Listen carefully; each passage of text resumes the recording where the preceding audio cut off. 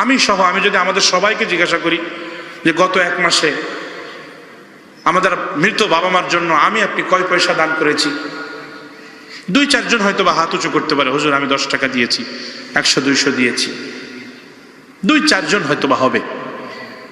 বাকিরা আমাদের সবার অবস্থা এক। আমি আমার কথাও বলছি ভাই, আমিও তো বাবা মা হারা এক সন্তান, আমি আমার কথা বলছি। আমরা হাত উঁচু করতে পারবো না যে বাবার পক্ষ থেকে খরচ করেছি, মায়ের পক্ষ থেকে খরচ করেছি। অথচ আমরা পৃথিবীতে আসার পিছনে সবচেয়ে বড় অবদান তাদের অবদান। এই অবদানকে কোনোদিন কোনোভাবে অস্বীকার করার মতো না। আজকে বাবার বাড়ি দিয়ে আমি বাড়িওয়ালা, বাবার জায়গা দিয়ে আমাকে মানুষ জমিদার বলে, বাবার ব্যবসা দিয়ে মানুষ আজকে আমাকে ব্যবসায়ী বলে, বাবার কষ্টার্জিত পয়সায় আজকে আমি গাড়িতে চড়ি, এসি বাড়ি, এসি ঘর, এসি গাড়ি আমার। অথচ বাবা কষ্টের পরে কষ্ট করে গেছে। মাস চলে যায়, বছর চলে যায়, তাদেরকে স্মরণ করার মতো সময় সুযোগ আমাদের হয় না। তাদের পক্ষ থেকে কিছু দান সদকা করার মতো সুযোগ আমাদের হয় না। এজন্য সন্তানগুলিকে ইন্তেকালের আগে ওসিয়ত করে যাওয়া।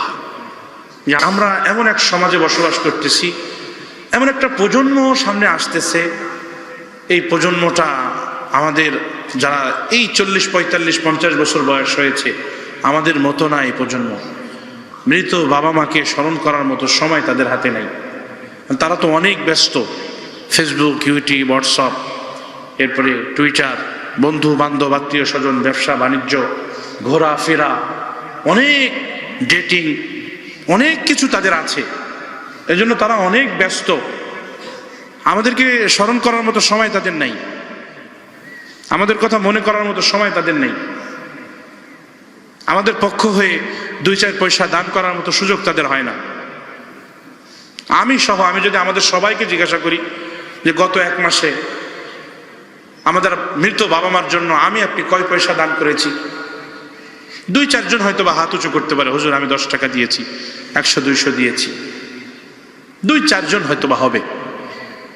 বাকিরা আমাদের সবার অবস্থা এক। আমি আমার কথাও বলছি ভাই, আমিও তো বাবা মা হারা এক সন্তান, আমি আমার কথা বলছি।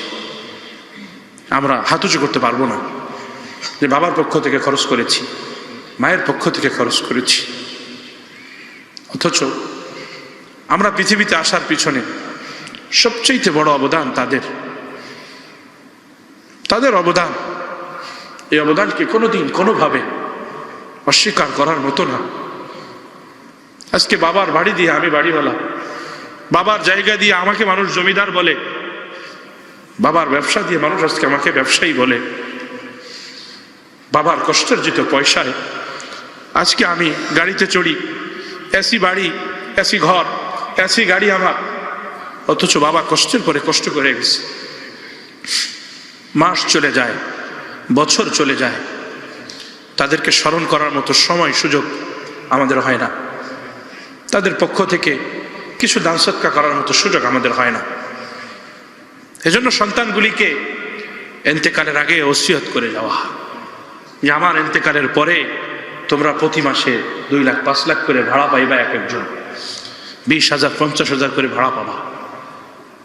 1 বছরে দেখা যাবে আমার সম্পত্তির থেকে তোমরা এক এক ভাই বোন 5 লাখ 7 লাখ 10 লাখ করে তোমরা পাইবা।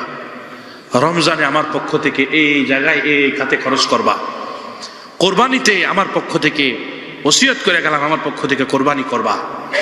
ওই যে মসজিদ আছে, ওই যে মাদ্রাসা আছে, ওই যে আলেম ওলামা আছে, এই সমস্ত জায়গায় সবসময় খোঁজ খবর রাখবা, আমার পক্ষ থেকে কিছু কিছু দান করবা। তোমাদের পক্ষ থেকে যেমন দিবা আমার পক্ষ থেকেও দান করবা। হযরত ইব্রাহিম আলাইহিস সালামের ইন্তেকালের আগে সন্তানদেরকে ডেকে এভাবে ওসিয়ত করছেন। ইসহাক আলাইহিস সালাম সন্তানদেরকে ইন্তেকালের আগে ডেকে এভাবে ওসিয়ত করছে। কোরআনে আসছে, সূরা বাকারার মধ্যে আসছে, উনি সন্তানদেরকে ডেকে এভাবে ওসিয়ত করছে। এই জন্য আমার ভাইয়েরা, আমরা যেন বঞ্চিত না হয়ে যাই। আমাদের যাদের বাবা মা দুনিয়ার থেকে চলে গেছে, আল্লাহ যাদেরকে সামর্থ্য দিছে, অবশ্যই বাবা মার পক্ষ থেকে কোরবানি করবো ইনশাআল্লাহ। আমার আপনার অত্যন্ত মহব্বতের, আমার আপনার কলিজার টুকরা, আমার আপনার নবী, বিশ্ব নবী রাহমাতুল লিল আলামিনের পক্ষ থেকে যাদের কোরবানি করার সামর্থ্য আছে কোরবানি করবো ইনশাআল্লাহ।